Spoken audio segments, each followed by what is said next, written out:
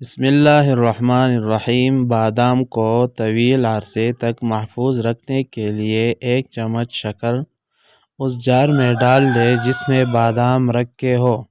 شکر ڈالنے سے بادام بہت دنوں تک محفوظ رہ پائے گی۔ دہی جمانے سے قبل دودھ کو ابال لے اور اس میں 2 سبز مرچ ڈال دے اور اس سے دہی جلد اور سخت جمے گا۔ رات کو سونے سے قبل 3 چمچ کھانے کا سوڈا پانی بھرے ٹب میں ڈال دیں اور صبح اس پانی سے باتھ روم دھو لے۔ باتھ روم چمک اٹھے گا اور بدبو بھی جاتی رہے گی۔